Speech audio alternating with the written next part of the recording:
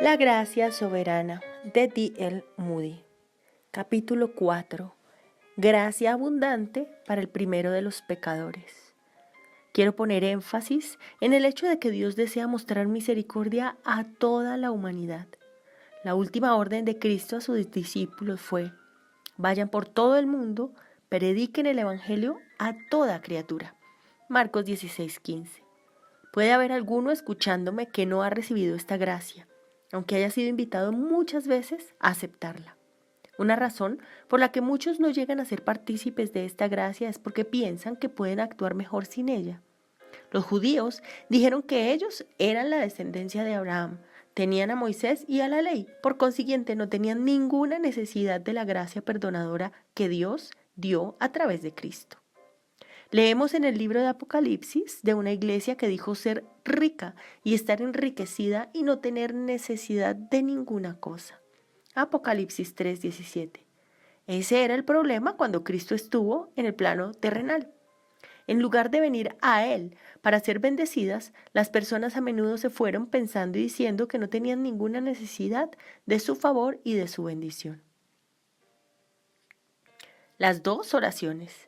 En el Evangelio de Lucas, Cristo trae a dos hombres ante nosotros. Yo no conozco que podamos obtener otros dos casos en la Escritura que nos darán más luz sobre este asunto que aquellos del fariseo y el publicano que entraron en el templo para orar. Uno se marchó tan vacío como vino. Estaba como la iglesia descrita en Apocalipsis a la que hice referencia.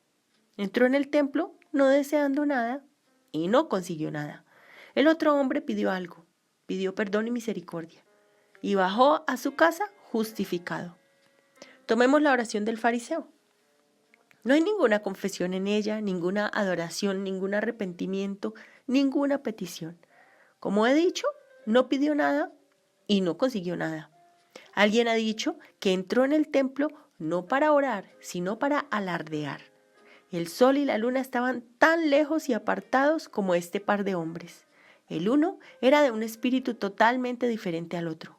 Uno oró con su cabeza y el otro oró con su corazón. Uno le dijo a Dios que era un hombre maravillosamente grande y bueno. Yo no soy como los otros hombres, ni aún como este publicano. Lucas 18:11. Su oración no fue larga. Consistió en 34 palabras. Sin embargo, apareció 5 veces la palabra yo en ella. Estaba yo al principio, yo en el medio, yo en el final, todo yo, desde un extremo al otro. Yo ayuno 2 veces por semana, yo doy diezmo de todo lo que poseo, yo soy un hombre muy bueno, ¿no es así, Señor? Él hacía un balance 2 veces por semana y Dios siempre era su deudor. Él ostentó sus buenas obras ante Dios y ante el hombre. Semejante persona no estaba en una condición de recibir el favor de Dios. Usted hoy puede dividir a la familia humana en 2 clases: fariseos y publicanos. Están aquellos que son pobres en espíritu. El rocío de la gracia de Dios caerá sobre ellos. Y hay otros que están arrastrando alrededor de ellos los harapos de su justicia propia. Ellos siempre se marcharán sin la bendición de Dios. No había sino 7 palabras en la oración del publicano. Dios, sé misericordioso conmigo, que soy pecador.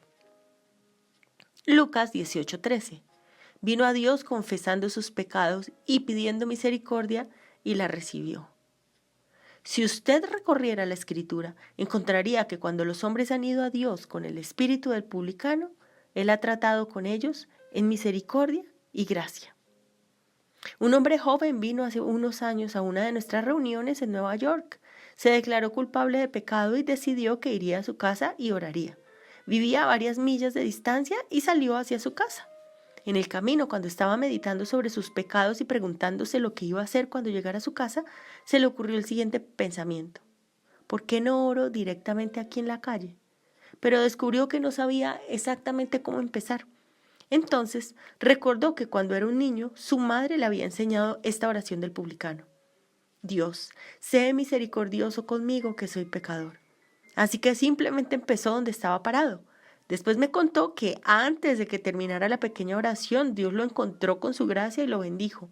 Y así, en el momento que abrimos nuestros labios para pedirle perdón a Dios, si la demanda viene del corazón, Dios nos encontrará en su misericordia. Que nuestro clamor sea el del publicano. Sé misericordioso conmigo, no ningún otro. Una madre estaba diciéndome hace algún tiempo que tenía problema con uno de sus hijos, porque no había tratado justamente a su hermano. Ella lo envió al pasillo y que se fuera al segundo piso, y después de un rato le preguntó qué había estado haciendo. Él le contestó que había estado orando por su hermano. Aunque él había sido el travieso, estaba actuando como si la falta estuviera en su hermano en lugar de estar en él. Así, muchos de nosotros podemos ver fácilmente las fallas de los demás, pero si nos damos una buena mirada a nosotros mismos, entonces nos humillaremos ante Dios como hizo el publicano y clamaremos por misericordia. Y este clamor traerá una respuesta inmediata. Dios se deleitará en tratar con gracia a los pobres de espíritu. Él quiere ver en nosotros un corazón quebrantado y contrito.